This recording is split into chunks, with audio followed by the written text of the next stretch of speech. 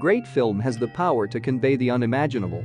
We sit in the comfort of a darkened theater or our living room and watch protagonists suffer through physical and emotional pain that most of us can't really comprehend. Too often, these endurance tests feel manipulative or even worse. Yes, I'm talking about the movie The Revenant.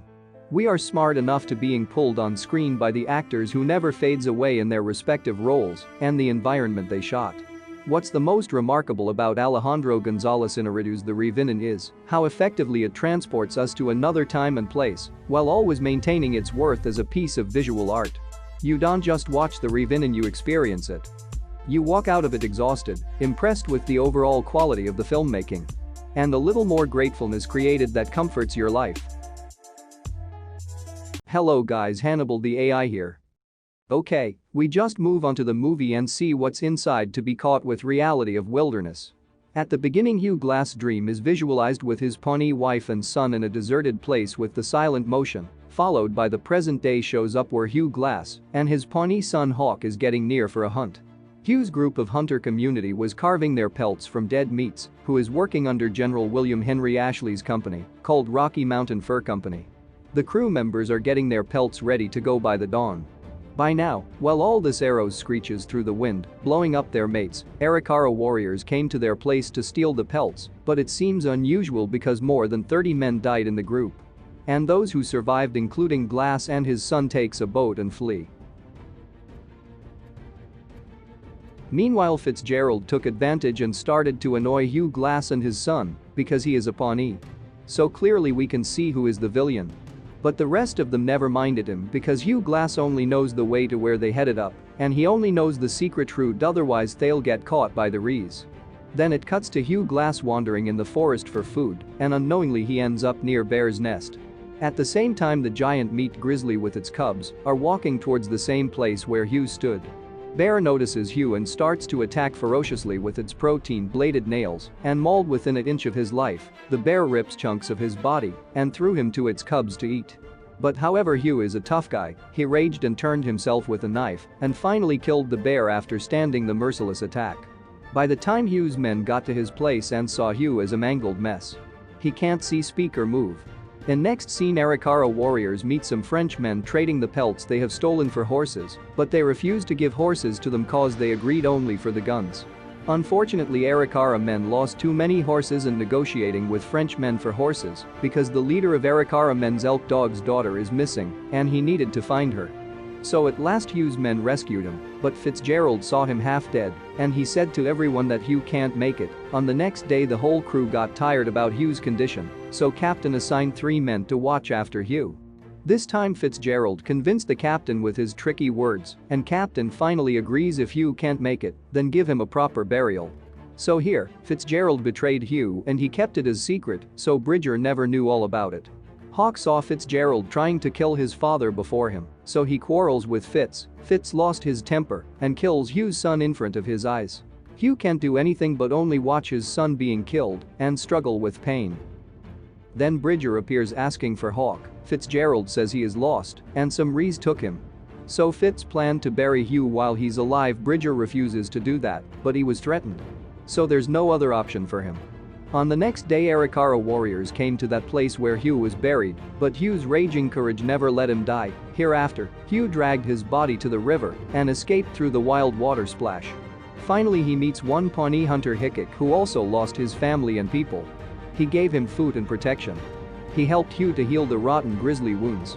After that, some intruders killed the Pawnee hunter. Then Hugh sees the French frontier men abusing and harassing Arikara girl Pakwa. Hugh rescued her and took one of their horse.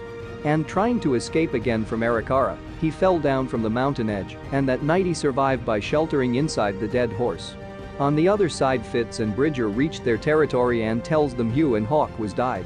Then he demands money for the work he done for the company. Now Hugh finally survived through the woods and reached the border of the same territory. The men were shocked to see him again as he survived through all the hardships. He came to the town to shoot down Fitzgerald, cause all things he did to him, and informs Captain. When he arrived, the footprints of Fitzgerald is gone. He robbed the money and he headed up to Texas. Hugh's men decided to kill Bridger, but Hugh says he was innocent. Other day, Hugh and Hendry started looking for Fitzgerald. At the same time, Fitzgerald sees Hendry and shot him dead. Hugh used his trick and caught Fitzgerald. Hugh finally took his revenge on him, but he didn't kill Fitzgerald.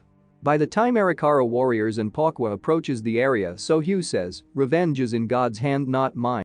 He let Fitzgerald to Arikara warriors and they put him in rest in peace. Again Hugh's imaginary part appears and screen fades, and that's the end of story, guys. Okay fellas, now we just move on to the reality comparison. At the beginning of movie, Arikara warriors' attack is just amazing. It is as much as possible in reality cause mostly arrow strikes and bullet shots make severe damages in our body. This was shown in the movie clearly. A single bullet from shotgun can smack your body bones into pieces. These are very accurate in this scene. And one from Hugh Glass's side, he pulls out the bullet cap by his mouth. This is a way to load a bullet, so this is also perfectly learned and shot. Secondly, the real Hugh Glass doesn't have a Pawnee wife or son. But in this movie they mentioned he had a Pawnee wife and a half-breed son Hawk. It was totally a fiction.